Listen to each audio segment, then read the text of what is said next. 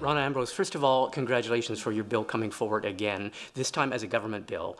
Is it the same bill that you proposed last time? It is, and it's actually better because my bill that was introduced in the House of Commons, that was passed unanimously, co-sponsored by Tom Mulcair, in fact, supported by all parties, went to the Senate, and it was actually amended by amendments of a former judge himself, and a former attorney general. So it worked out great. We had these great, smart legal minds, and they made a small amendment to it, but it made it stronger. So this bill is definitely my bill. It's great. It's wonderful to see that the government has picked it up, moved it forward.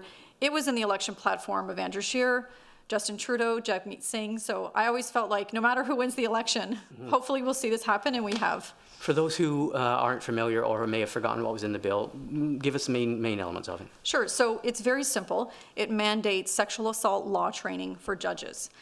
It also mandates that judges have to be more transparent in their rulings. So when they write them out, you actually get to see them. They don't end up in a back room somewhere and unable for journalists or researchers to be able to see. And it also mandates that there's ongoing training around things like stereotypes and bias, which in fact our victims are protected from that in law. So it's also, again, about just learning the law. At your press conference with the ministers, you actually said that we are still seeing cases Yes. of judges who are showing that they don't get it. Yes, we are. And so that's the point of this. It's tough. Examples? Sure. I mean, recent examples, the Supreme Court just overturned 2 cases of judicial error in sexual assault cases. So those cases have to go back again.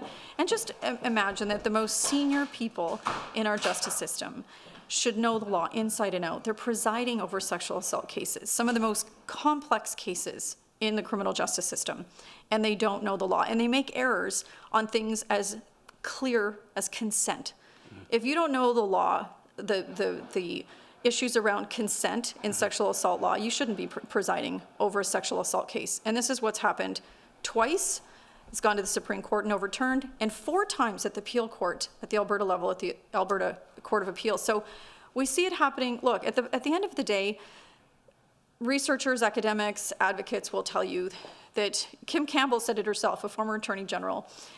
She made the point that sexual assault cases are some of the most complex cases in law and in practice. So all this bill does is say, we get that. We don't want to see more errors. We want judges to get the training that they need. Your bill passed unanimously the House of Commons in 2017. It sat in the Senate for 2 years, and then it died on the order paper in the last days of the Senate because there were other government pieces of legislation. How significant is it that this is government legislation now? It's a game changer, because with a private member's bill, the way the rules in the Senate work is that one person can stall a private member's bill indefinitely and kill it. And that's what happened to me. Even though the House supported it, majority of Senate supported it, it just ended up getting pushed to the side. So as a government bill, that can't happen. It has to be given priority. It has to be dealt with.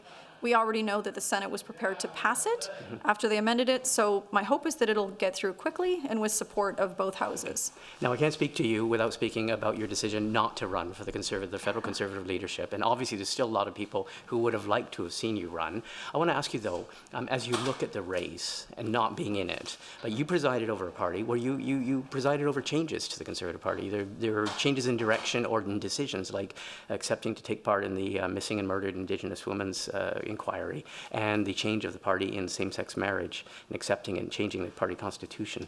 What do you hope for? What direction do you hope to see your party take when all is said and done in this leadership race? Well, I hope that whoever our leader is will listen to what members want, not what the polls say, not what the media wants, but what the members want. We have a really broad group of people in our membership across the country that are just good, hardworking people. And they have good ideas. They were the ones that have pushed the party to make the changes in the right direction. You know, I may have been the person at the front of that parade, but our members supported all of those ideas. So what I hope is that we have someone that really listens to people and supports their aspirations and really serves them. Is there a difficult reckoning to be had in the party with the issue of social conservatism versus, for example, the party's position in endorsing same-sex marriage and accepting it and promoting it? I think that issue is dead. The party spoke to it at our last convention, and all the leaders that at least have an opportunity to make the cut and move forward, support wasn't in the last election, right? same-sex marriage. I think, when you look at party leadership races, and it happens in there's always these debates about issues that are difficult. I know where our party will land on this, and it'll be in support of same-sex marriage. So I know we'll have the right path forward. A Western voice. So many people wanted you to run because of the, very poignant and very palpable anger right now and concern in the West. There is so far not a high-profile Western voice. Concerned about that there may not be a Western candidate? Look, we have a very strong voice in Premier Jason Kenney, Premier Scott Moe, that are speaking very loudly for Western Canadians and Western issues, especially in the energy sector. But any leader of any party has got to get their head around the fact that people are suffering in the West. And I fully expect, and we've always had a leader in our party, no matter where they come from, understand that. So I know that whoever wins our leadership will feel the same way.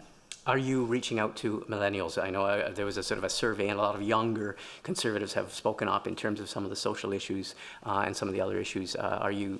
Is the party reaching out, or are you concerned that the leadership race could choose someone who's acceptable to the party but not to the greater population? Well, we have incredible young people in our parties, and they are active and they are loud and they have a voice, and so they will participate, and they're the ones that work actively on campaigns. They will have to make sure that their voices are heard, and they're pushing the envelope on the kind of issues that the party needs to address looking forward. It's really all about looking forward to the future, and no one's going to be successful in this leadership, no matter how much they think they're a front runner, if they don't listen, as I said, to the members who really want to make this party work. Last question, and I don't know if you've been asked this yet, but obviously about a few months ago, a rumor came out. Someone had this rumor that it would be a great choice if the government were to name Rona Ambrose as ambassador to Washington. They said, you've got all the credentials, you helped with the NAFTA group, the NAFTA study group, advisory group. Can you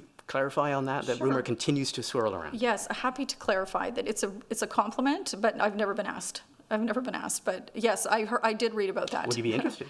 I don't know, but I've never been asked. But I'll continue to work with any government of any stripe on U.S.-Canada relations, with the work that I do with the global, as a global fellow at the Wilson Center at Canada Institute. That is the #1 nonpartisan body in North America that works on Canada-U.S. bilateral relations, and of course, trade is a big part of it. Well, it's great to see you back on Parliament Hill, and we'll watch your bill with great interest, and thanks for speaking with us. Thank you.